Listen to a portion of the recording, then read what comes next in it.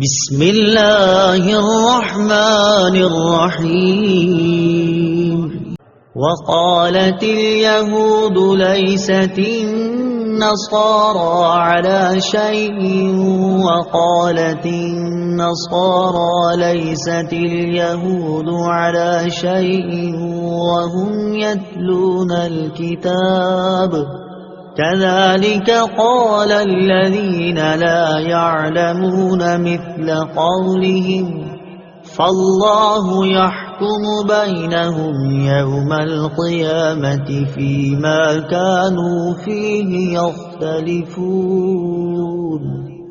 ترجمہ: اور یہودیوں نے کہا عیسائی کسی شے پر نہیں، اور عیسائیوں نے کہا یہودی کسی شے پر نہیں، حالانکہ یہ کتاب پڑھتے ہیں۔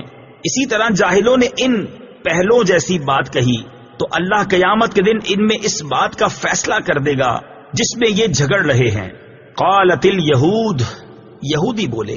تفسیر صراط الجنان میں ہے، ایک بار نجران کے عیسائیوں اور مدینہ منورہ کے یہودیوں کے علماء کی بارگاہ مصطفی صلی اللہ تعالی علیہ وسلم میں آپس میں بحث ہو گئی۔ بحث کے دوران دونوں نے خوب شور مچایا۔ یہودی کہتے تھے کہ عیسائیوں کا دین کچھ نہیں، اور عیسائی کہتے تھے کہ یہودیوں کا دین کچھ نہیں۔ اس پر یہ آیت نازل ہوئی، یتلون الکتاب، وہ کتاب پڑھتے ہیں۔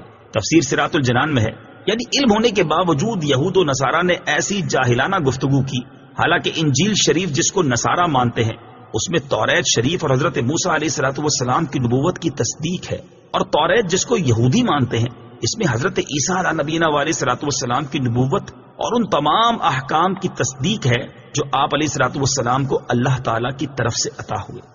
قرآن پڑھ کر عمل نہ کرنے والے مسلمانوں کو تنبیہ۔ یہودیوں اور عیسائیوں کی اس روش کے بیان میں سید المرسلین صلی اللہ تعالی علیہ وآلہ وسلم کی امت کے ان مسلمانوں کے لیے بھی تنبیہ ہے کہ جو قرآن مجید پڑھتے ہیں اور اس میں بیان کیے گئے احکام سے آگاہ بھی ہیں اور اس کے باوجود ان احکام پر عمل نہیں کرتے، اور اگر عمل کرتے بھی ہیں تو فقط ان احکام پر جو ان کی خواہشات کے موافق ہوں، اور جو احکام ان کی خواہش کے موافق نہیں ان پر عمل نہیں کرتے۔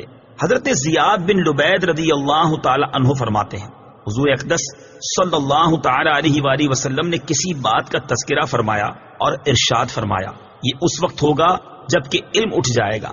میں نے عرض کی یا رسول اللہ صلی اللہ تعالی علیہ وسلم علم کیسے اٹھ جائے گا؟ حالانکہ ہم قرآن پڑھتے ہیں اور اپنی اولاد کو پڑھاتے ہیں اور وہ اپنی اولاد کو پڑھائیں گے، اس طرح یہ سلسلہ قیامت تک چلتا رہے گا۔ آپ صلی اللہ تعالی علیہ وآلہ وسلم نے ارشاد فرمایا اے زیاد، تیری ماں تجھے گم پائے، میں تمہیں مدینہ کے فہیم لوگوں میں شمار کرتا تھا۔ کیا یہودی اور عیسائی تورات اور انجیل نہیں پڑھتے؟ لیکن ان میں سے کوئی بھی اس پر عمل نہیں کرتا۔ اسی طرح مسلمان قرآن تو پڑھیں گے لیکن اس پر عمل نہیں کریں گے، اور جو اپنے علم پر عمل نہ کرے وہ اور جاہل دونوں برابر ہیں۔ اللہ تعالیٰ مسلمانوں کو قرآن مجید کی تلاوت کرنے، اسے سمجھنے اور اس کے احکام و تعلیمات پر عمل کرنے کی توفیق عطا فرمائے، آمین۔ کذالک قال، اسی طرح کہا۔ تفسیر صراط الجنان میں ہے، اہل کتاب کے علماء کی طرح جاہل بت پرستوں اور آتش پرستوں نے ہر دین کو جھٹلانا شروع کر دیا اور کہنے لگے کہ دین کچھ نہیں۔ انہی جاہلوں میں سے مشرکین عرب بھی ہیں جنہوں نے نبی کریم علیہ الصلوۃ والسلام اور آپ کے دین کے بارے میں ایسے ہی کلمات کہے